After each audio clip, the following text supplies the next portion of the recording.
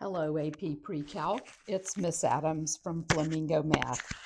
We're going to begin Unit 4 today talking about parametric functions. In parametric functions, we have two equations.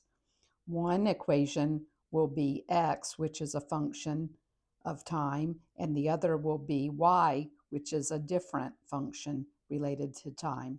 We're going to call f and g those two functions with the common domain on some interval I. When we evaluate those x and y coordinates in terms of the two f functions and g functions, we call that a plane curve. In the equations x equals f of t and y equals g of t, where t is in our interval for time, we're calling those parametric equations of the curve. And the variable t is called a parameter. Normally that t, it stands for time. In this case, let's jump in by graphing on the domain from 0 to 3 inclusively, where the x function in terms of t is given as t minus 1, and the y function in terms of t is given as t squared minus 2. You want to fill in your table substituting when x is 0, when t is 0 into the x function, x would be negative 1, and when t is 0 in the y function, y would be negative 2. That would give us that first coordinate for our plane curve, negative 1, negative 2, and we can plot that on our graph to the right. Completing that table for all of the x coordinates and all of the y coordinates, we have other ordered pairs, 0, negative 1, 1, 2, and 2, 7. And when we plot those on our grid over to the right, you can see that it takes on a parabolic shape in that manner, and oftentimes we'll use little arrows along the curve to indicate the direction that we started. At the bottom of the screen here, you can see the 5 steps that we just used in that first example to plot a set of parametric equations that form the plane curve. Moving on to example 2, I'm showing you the setup for parametric mode using a TI Inspire calculator or a TI 84 CE calculator. You can tell that I've gone to the mode to enter parametric, and I've set my window to the right. And our job is to graph x equals 4t squared minus 3 and y equals 3t on that interval from negative 2 to 2. Notice in our notes, here is my graph for 4t squared minus 3, comma, 3t. So x is 4t squared minus 3 and y is 3t. In part B, they've asked us to graph 3 different equations. And as you watch the screen for this graph, when we select this second equation, t squared minus 3 and 3t divided by 2, when that is selected, it's going to graph over in the same fashion as the blue graph for t squared. The same will happen for equation in the third spot, and the same will happen with the equation in the fourth spot. It's just showing that we can use parametric equations to define a given curve in a variety of ways. They're not unique. You can use any function for t to create a different parametric equation. So whether it's the red equation or the green equation from 0 to 4, or the purple equation, or our original equation, they all look the same in our graph window. And you can see here for part C that I've kind of summarized what we just discovered.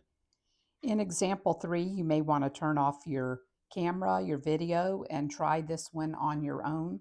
see if you can also plot the direction of the parametric curve or the plane curve as it goes from your starting value for t equals -2 all the way through t equals +2 on the grid that they've given us at the right. So we have our ordered pairs,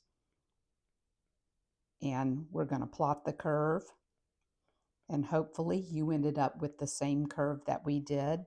5 -6 begins down here, and 2 -3, and then 1 0, and 2 3, and then 5 +6. So that parabolic shape to the right began down here at 5 -6 and progressed around the curve until it got to our final point at 5 6 on this time interval.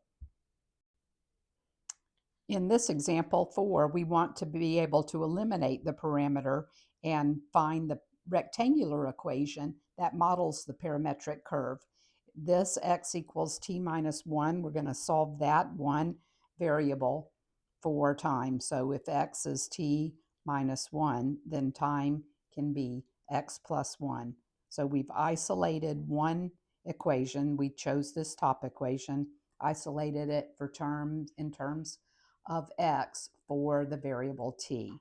Then we would substitute into the second equation if y equals t squared minus 2, and our t value has been defined as x plus 1, we end up with y equals x squared plus 2x plus 1 minus 2.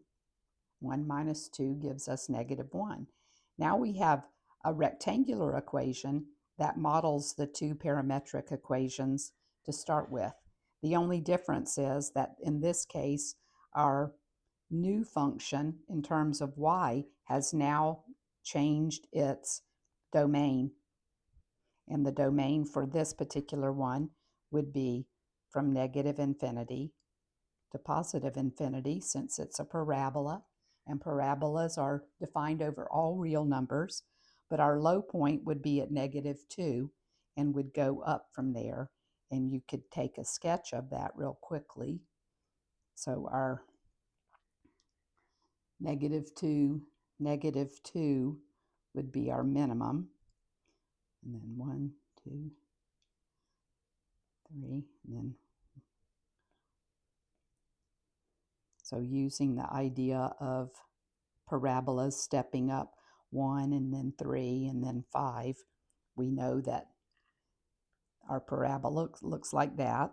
Got to fix the range. The range would be -2 to infinity inclusively. We have a minimum value, and that minimum is -2, and it happens when x is -1 and y is -2. I got my sketch a little off there. Let's fix that. Okay, I've cleaned up the graph a little bit better. We know that the function is increasing on the interval from -1 to infinity, and we know that the function is decreasing from -infinity to -1.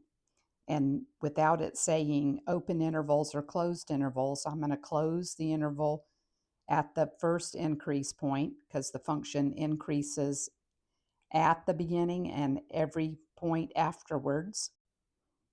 And I would do the same thing for the decreasing interval. And again, if your teacher wants you to use open intervals, that's a decision that you can make as a class. In example 5, we can eliminate the parameter. So this is another one. You could try this on your own. Our domain on this particular function would start from 0 to infinity. And if we solve x, well, we've already got that solved as x squared is t, and then substituting that into the y equals 2t minus 1, and t is defined as x squared. Our new function is 2x squared minus 1, and our domain would be from 0 to infinity. And our vertex would be at 0 (-1). So we could come over here at 0, (-1). The graph has a slope, has an a value of 2, so that's going to be a stretch. If we go 2 up and 1 over, and then we go 3 times 2, that's 6, up and 1 over, that half of a parabola is here, because our original function had a domain where t had to be at least 0. We can't take the square root of a negative value. And that, my friends, is the end of Lesson 1, Parametric Functions. We'll finish this lesson up tomorrow.